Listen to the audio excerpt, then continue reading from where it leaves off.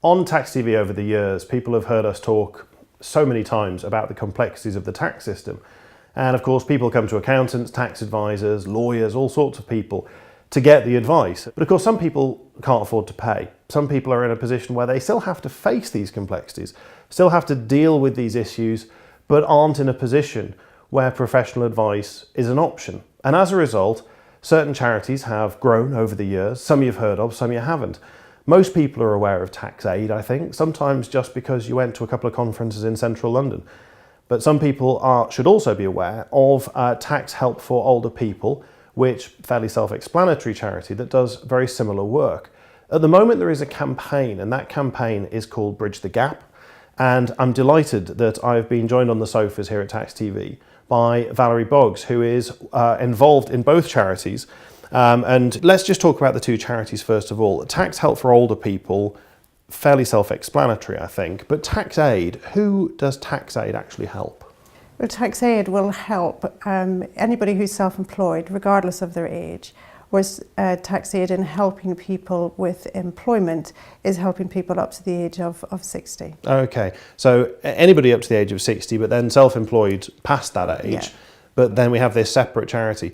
Is there a reason we have two charities? It's historic in the way that they were set up originally. TaxAid was set up by David Brodie after he had volunteered for giving legal advice and discovered there was nobody actually giving tax advice, and there was a necessity for that. Tax Help for Older People was set up as an initiative from the Low Income Tax Reform Group in work that they were doing, and recognised that there were specific problems for elderly clients and that there was nobody to help them. And I guess that's the point, isn't it? There are very specific issues that will affect older people, which I guess you see more frequently than some other issues. Yeah, I think older people, certainly in more recent years, we have a lot more older people who are now working at the same time as having a small pension. So they can have several small pensions, part-time job, maybe now also on the state retirement pension. And while in the past they have been on PAYE with one employer all their life, they then have a complexity in the number of PAYE codes they might have, and so perhaps have to now do self-assessment tax returns for the first time and really don't know where to start, and also have a lower income than they've had in the past. Right. We have a very specific ceiling point, I think, for both charities in terms of income, and we should probably just clarify that straight away. Yep, both charities will help individuals whose income is less than £20,000 a year. In terms of the people who are coming to us with tax problems in employment of incomes at less than 20,000, it's really how they are being engaged to do the work, which, as you say, has changed significantly. So we'll have more people who are employed through limited companies that have been set up by agencies, or they're expected to work under that umbrella company setup.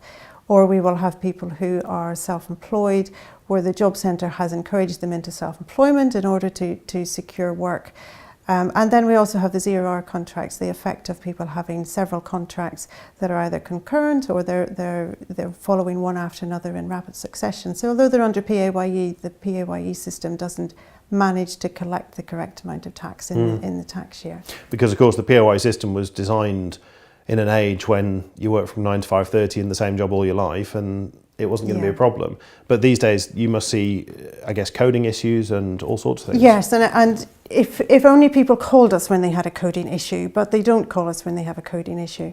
They will call Tax Help for Older People when they receive a code. We find that elderly clients are more inclined to call when they get a notice of coding and say, I don't understand this, what does it mean? And they respond to their post as soon as they get it in.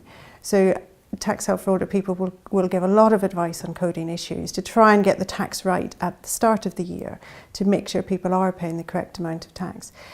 At TaxAid, we tend not to have queries on notices of coding. We tend not to hear from clients until they've got a tax calculation after the end of the tax year, when the correct amount of tax hasn't been collected. And then there's a liability. And often that liability, sometimes it can be as low as a few £100s, but still they have a liability that they can't afford to pay if there may be a care worker with an income of £15,000.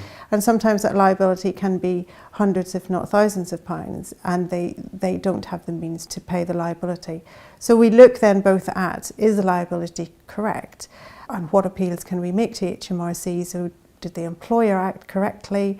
Or is the problem with HMRC in terms of should they have been able to issue the correct code?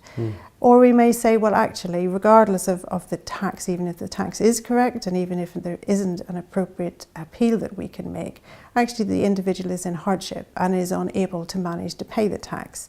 So it's working right through from understanding the tax through to dealing with the debt that has arisen because of the tax issue. Okay. And as you just sort of suggested there, in fact, an awful lot of these people, there will be no tax at all that is actually due. Yeah. It is just that the revenue haven't been told that. Yeah. And there are times when we see people, certainly with the P800 issue, where the tax may only have been £100. But because the taxpayer didn't understand what the calculation was, they didn't do anything with it, they put it in the drawer. Where that goes to eventually, if they haven't collected the tax, is that they will issue self-assessment tax returns. And again, an individual thinks, well, I don't understand, I'm not self-employed, because they link tax returns with self-employment. So they don't do anything with the tax returns either, regrettably, or the notice to file a tax return, they'll put that in the drawer. They don't really pay attention until they receive a penalty notice. And that penalty notice, of course, while it starts at £100, goes up to £1,600 for not sending in a tax return for 1 year. And often what we find is people coming to us when they have actually maybe £3,200 from 2 years when they haven't sent back a tax return. And that's when they pay attention, because they've got the debt collector on the door. And it's really because of a liability of perhaps £100. And at that point, we will then take a look at the case and work through it to see what is the best solution, and whether that solution is cancelling tax returns, if that's appropriate, or whether the solution is completing tax returns and appealing the penalties. But of course, a lot of people who come to you will have other reasons for needing this help. It's not just that the tax is difficult, it's that their own personal circumstances make it more difficult. Exactly. A lot of the people that come to us have other issues and vulnerabilities. About 25% of the people who come to us have mental health issues. They can also have physical health issues, or there's been a crisis, a family breakdown, domestic abuse situation. Those sorts of issues that mean that actually the tax hasn't been their top priority, but eventually it catches up with them. We certainly see it catch up within homeless situations. People will say to us that somebody who's homeless couldn't possibly have a tax issue. When people finally get their feet on the ground again in terms of finding somewhere to live, HMRC find their address. So while HMRC may have been chasing them for many years, they haven't been able to collect the tax, and so the problem has essentially gone away in the period they've been homeless. But somebody is able to start again and maybe get a job, and therefore HMRC have an address again and are able to chase tax debt that may have been lying dormant for 3 or 4 years. And that may be because actually you might think, well, how could there be tax debt in that time when they're homeless? But could be something as simple as they were self-employed, but they didn't tell HMRC that they'd ceased self-employment because things were spiralling out of control in their lives, and that's what led to their homelessness. But it means they didn't tie up those issues with HMRC, and in the meantime they've continued to receive self-assessment tax returns. They might have determinations, which means that actually their debt can be tens of thousands of pounds for a period when they weren't actually trading, but they have a legally enforceable debt unless we step in and do something with the determinations and penalties that are on their account. And it is a hindrance to them getting back on their feet again after their period of homelessness, because just when they think things are getting better, they get a demand from HMRC for £40,000. And fortunately, the ones that are able to resolve it are the ones that come to us for us to intervene and resolve the issues with HMRC. And as you say, it could be, if it is that there are perhaps mental health issues, then obviously the process of tax filing, the process of paying tax is something that's quite complicated to understand. But then, as you've just beautifully explained, the very idea of finally getting back on your feet, we've ended that particular issue in my life, I've dealt with that particular problem, I've now got somewhere that I can call my address. And then the next thing is, I finally got some post, the revenue wants £10,000 off me, what do I do now? And of course, as you say, the idea of then popping to a Big Four firm and saying, can you sort this out for me, isn't really an option. No. Now, we are here because there is this campaign at the moment, the idea of bridging the gap. Perhaps you could explain what that campaign is about. Yeah, so Bridge the Gap was set up in May 2015, launched at that stage because there was a gap in funding between what we were receiving in funds and what we actually needed in order to continue providing the service that we do. And the aim of the campaign is to raise £250,000 on a year on a recurring basis, so that we're able to continue and indeed expand our services, because we know there are more people out there who need us than can currently access our service. Okay. Normally when these things happen, over the years I've spoken to various people at TaxAid, and quite often the answer is, well, we could really do with some volunteers to turn out and just to clear a couple of returns for us or do a little bit of work. In fact, actually, that isn't the greatest requirement you have at the moment. I think that's fair to say. That's correct. We're always very grateful for the volunteers that we have, and we have a huge number of volunteers. Tax Help for Older People have 450 volunteers, and TaxAid have around 50 volunteers. Volunteering in different ways and the different lengths of time that they give to us, and they do an enormously good job. What we do find, though, is that in order to really expand what we're doing and help more people, we need to have a back office that supports volunteering, because it costs us in time and resources to provide feedback to volunteers, to manage their work, to manage the appointments we make for the clients that they meet. So there's a lot of work that needs to be done in back office to support volunteering. And in order to expand, we need to increase the capacity that we have in the office to not only take the calls that are coming in, but to pass that work on to caseworkers who are the volunteers. Mm. And so if you think about a fairly standard firm of accountants, possibly the exact building many of our viewers are currently sitting in, the point is that the person who's actually going to fill the form in, the person who's actually going to have the chat with the client, if you like, we're happy that they're in place, but behind the guys watching this, there are probably some sort of administrative staff perhaps. There is an IT system that's been purchased, a few laptops, the phone system, everything else is there.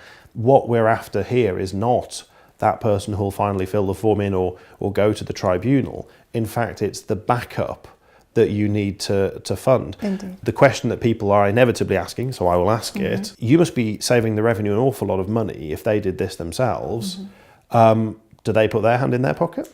Yes, HMRC do fund us. They fund both charities, and they are actually our largest funder. What they recognise is that the clients that we're serving are for them high cost but low value. So it's costing them a lot to chase them, to send debt collectors to their door to try and collect tax. And so they recognise that they need somebody in between that taxpayer and them in order to resolve the case. So that is why they are therefore funding us, to try and meet a responsibility that they have for the taxpayer that they're unable to meet through their normal contact centres. Okay, so I think that's a very important point to cover, because inevitably people are, oh, it's not our job, they should be looking after it themselves. And so what we're saying to people is that we would very much like you to put your hands in your pockets, I'm afraid. And I'm not going to go all Bob Geldof now and start banging chair arms, but what I want to say is this. If you go to the website that's on screen now, you can donate some money, whatever you would like to donate, to help the work of Valerie, to help the work of the teams in both charities, to try and make sure that these people who are part of our community, part of the people involved in the tax profession, can get what they need to get done without having to become either put themselves in a position which just isn't going to be practical for them, or make the situation for the revenue even worse. The revenue have put their hands in their pockets and have paid quite a considerable amount of money, but these things do need paying for. The office staff need paying for, the IT systems need paying for. So what I'm saying is, if you were thinking, oh, well, I could volunteer actually, well, I've got a better idea for you. Why don't you volunteer by working an hour, charging one of your clients for that hour, but then give that hour's worth of money to this campaign? The Bridge the Gap campaign is a fantastic one. I'm delighted that PTP and also Absolute Software are involved and are working with the charities as much as we can. And I hope you will join in. As I say, go to the website on screen, make your donation, and keep an eye on this charity and help out wherever you can. Valerie, good luck with the campaign, and thank you very much indeed for coming in. Thank you.